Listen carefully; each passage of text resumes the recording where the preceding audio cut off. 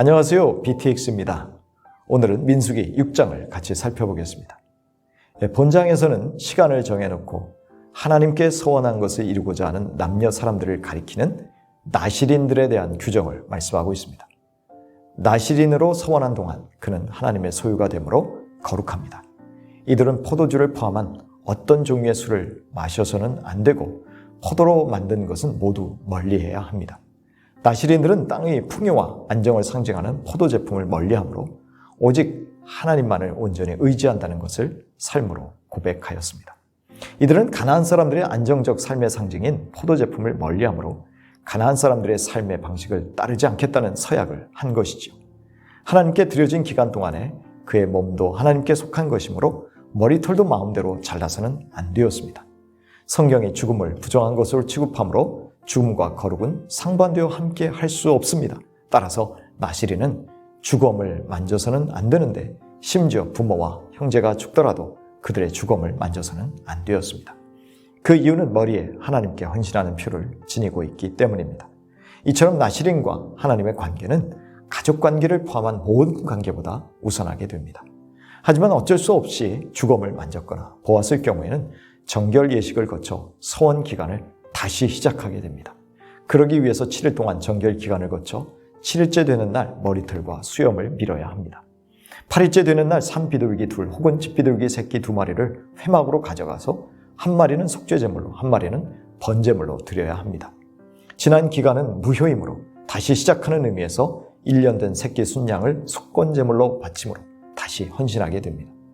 나신으로 헌신했던 기간이 찼을 때 드릴 예물은 다음과 같습니다. 번제로 바칠 1년 된 흠없는 새끼 순양 1마리, 속죄제물로 바칠 1년 된 흠없는 새끼 암양 1마리, 화목제물로 바칠 흠없는 순양 1마리입니다. 또한 누룩을 넣지 않은 고운 밀가루와 기름 섞은 과자들, 기름 바른 무교 전병들을 가지고 소제물과 전제물을 드려야 합니다. 이 제물들은 아론이 대제사장으로 위임받을 때 드렸던 제물의 목록이기도 합니다. 즉 나실인의 존재는 이스라엘 백성 누구든 그가 레위인이든 평범한 이스라엘 백성이든 이스라엘의 온 공동체가 거룩함을 일깨워 줍니다. 그럼 왜 나실인으로 살았던 사람이 이러한 제사를 드려야 합니까? 이제는 성결한 영역을 떠나 세속적인 영역으로 들어가는 것을 알리는 일종의 통관 절차의 의미가 있기 때문입니다. 나실인은 그동안 자랐던 머리를 깎아 제단에 태우도록 넘겨줍니다. 화목제물을 드린 후 그는 다시 포도주를 마실 수 있게 됩니다. 이제 서원을 마친 사람이 거룩한 영역에서 다시 일상으로 돌아왔음을 상징적으로 보여줍니다.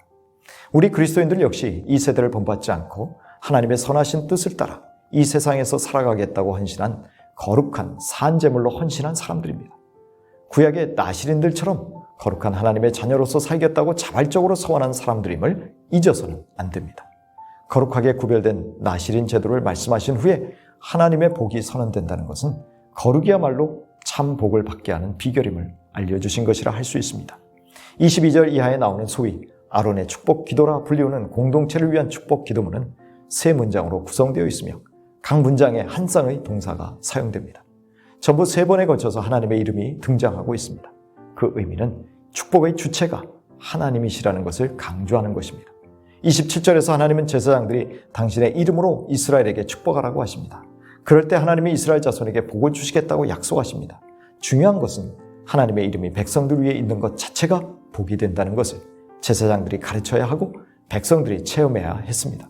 그래서 실제로 제사장들은 하나님을 예배하기 위해서 성막을 드나드는 사람들에게 이 복을 빌어 주었습니다. 첫 번째 문장의 복은 자손의 번성과 풍요로운 땅, 건강과 장수, 적들로부터의 보호와 같은 실제적인 복을 의미하는 것으로 보입니다. 그 복은 다시 하나님이 악과 악한 영으로부터 보호하심으로 이어집니다. 두 번째 문장에서 하나님이 당신의 얼굴을 비추심으로 그가 하나님의 은혜를 입을 것입니다. 비록 하나님의 백성이 심판과 환난을 당하지만 하나님이 자비를 베푸사 관대히 대하사 심판을 완화시켜 주시기를 바란다는 뜻입니다. 세 번째 문장에서 하나님이 그에게 얼굴을 드신다는 것은 곧 하나님이 사랑스럽게 웃어주실 것을 기대하는 표현입니다. 그럴 때 그가 평안을 누릴 것임을 축복합니다. 평강은 우리가 이 세상에서 누릴 수 있는 최고의 여건을 의미합니다.